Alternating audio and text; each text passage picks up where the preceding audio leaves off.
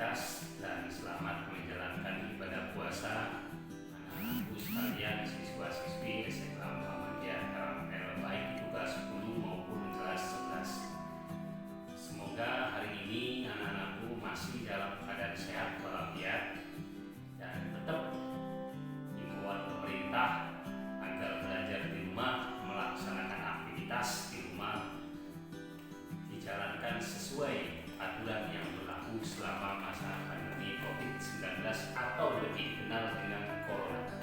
Anak-anakku yang Bapak banggakan, pada kesempatan hari ini Bapak menyampaikan materi kegiatan pesantren yang materinya adalah toleransi empati terhadap COVID-19 atau lebih dikenal dengan Corona serta gotong royong. Anak-anakku, seperti kita ketahui, memuliakan manusia berarti memuliakan penciptanya.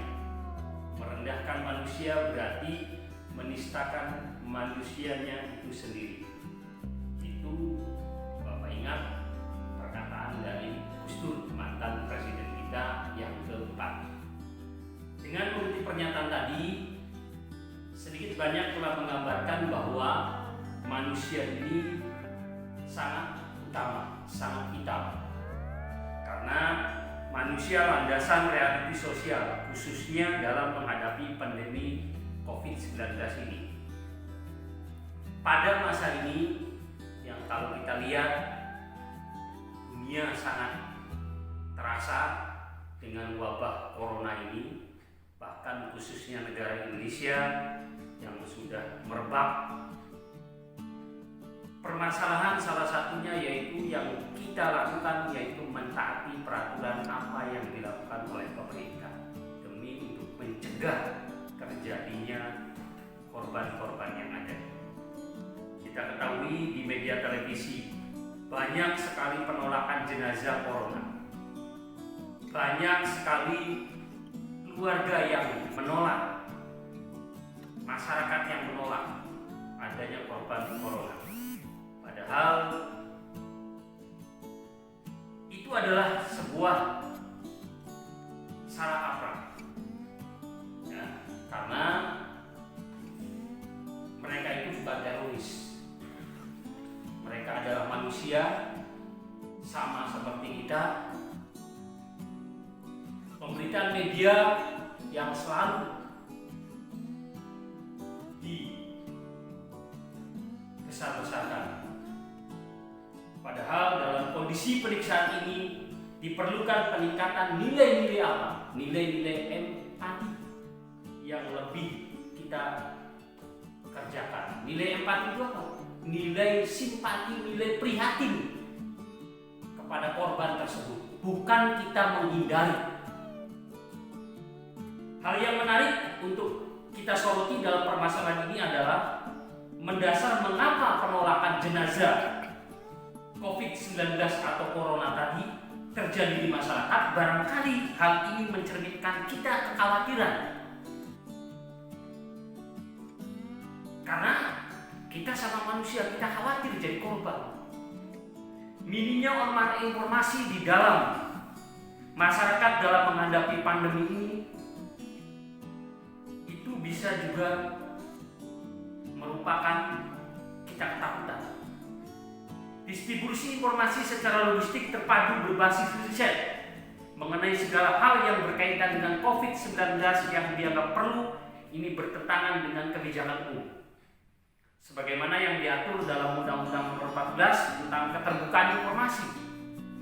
Padahal media televisi, media informasi, koran dan televisi sudah informasikan kita tidak boleh menolak jenazah korban COVID-19. Kita harusnya empati, simpati terhadap korban tersebut. Selain itu, pentingnya media komunikasi dan partisipasi publik secara berjenjang, baik itu di lingkungan RT, RW, desa, kelurahan, kecamatan, dalam rangka mencari atau mendeteksi langkah-langkah strategis, yaitu dengan mengatasi permasalahan yang ada di desa tersebut. Itu sangat penting.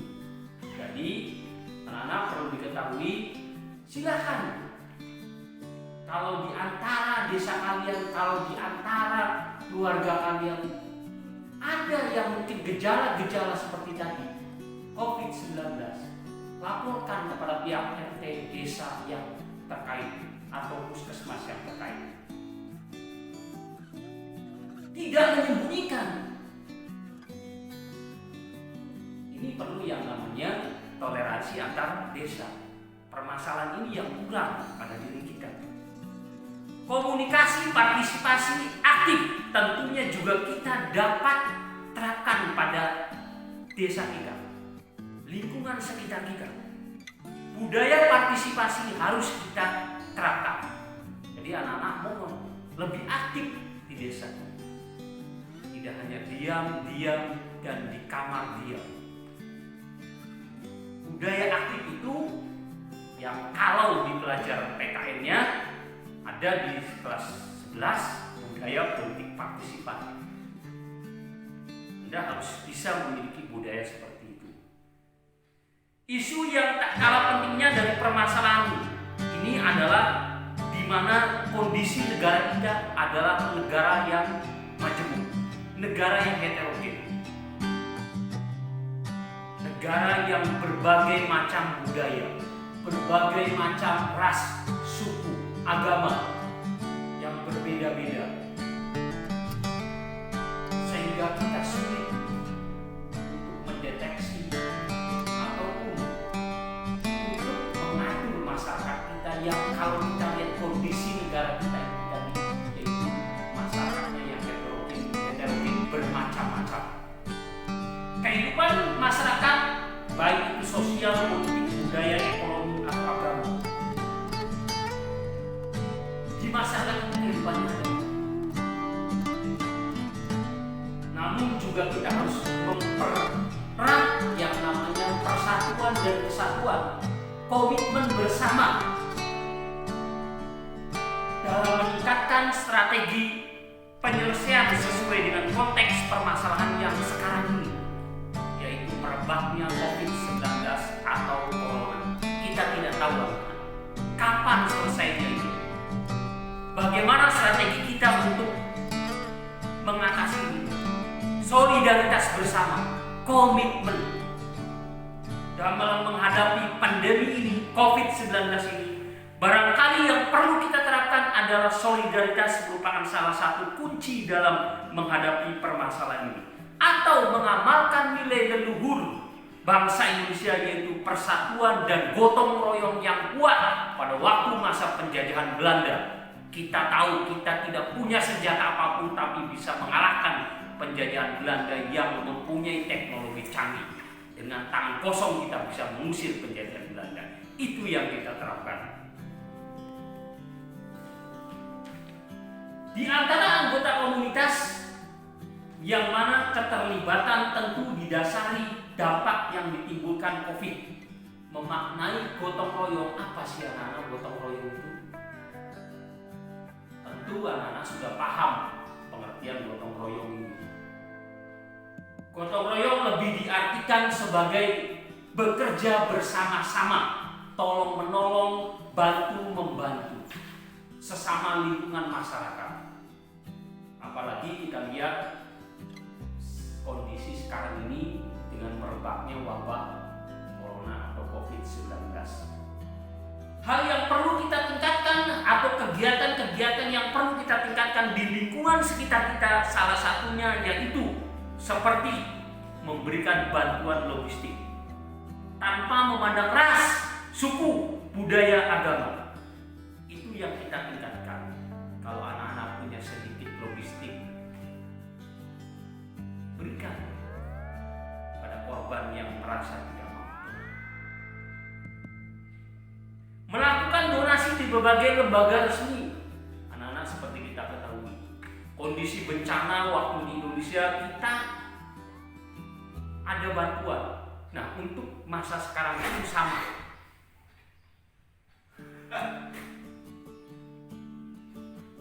Melakukan donasi itu sangat hal yang sangat penting dalam diri kita.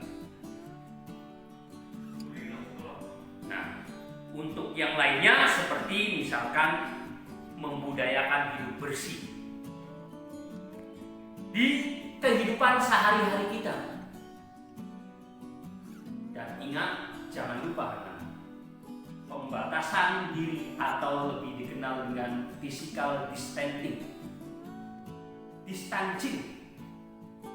dalam tatanan sosial perlu kita jaga sesuai dengan arahan WHO dan pemerintah. Kerjasama kebersihan baik itu di lingkungan rumah masyarakat itu sangat penting. Jadi anak-anak, apa yang kita lakukan pada wabah yang sekarang kita ada di negara Indonesia ini, ya tadi kegiatan-kegiatan. Kalau memang kita donasi ada, berikan donasi kepada mereka. Kalau memang kita tidak memiliki donasi, berikan tenaga kita. Berikan sikap empati kita terhadap mereka. Jangan menolak. Hidup bersih di lingkungan rumah kita, di lingkungan masyarakat kita, itu menjaga.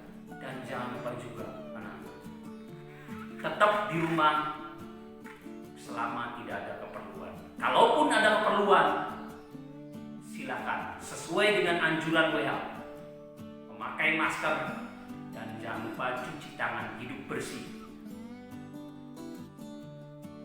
Peran serta dan keterlibatan masyarakat itu sangat penting, baik itu di pusat maupun di daerah.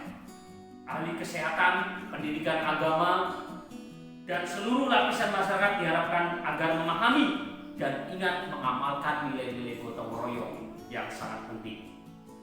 Bentuk permasalahan kemanusiaan yang timbul dalam permasalahan ini adalah salah satunya pribadi kita merasa takut. Kita merasa takut untuk terjerat wabah virus corona tadi yang menjadi wawas. Tapi kalau kita mengantisipasinya dengan cara apa? Ya tadi, apa yang tadi Bapak sampaikan, Bapak yakin insya Allah bisa diatasi. Allah tidak melarang kamu untuk berbuat baik dan berkata adil terhadap orang-orang yang tidak memerangi dalam urusan agama dan tidak mengusir kamu dalam kampung halamannya. Sesungguhnya Allah mencintai orang-orang yang berlaku adil. Surat Al-Muhtamah ayat 8. Sekian anak-anak penjelasan dari Bapak, materi dari Bapak tentang toleransi empati terhadap COVID-19 serta pentingnya gotong royong. Semoga bermanfaat, dan apa yang Bapak sampaikan tadi tolong taati aturan-aturan, lakukan, kerjakan, dan Bapak kembali menyampaikan selamat beraktivitas di rumah. Tetap sesuai anjuran WHO dan pemerintah. Semoga anak-anak hari ini masih dalam keadaan sehat walafiat. Demikian, wabillahi taufiq wal hidayah. Wassalamualaikum warahmatullahi wabarakatuh.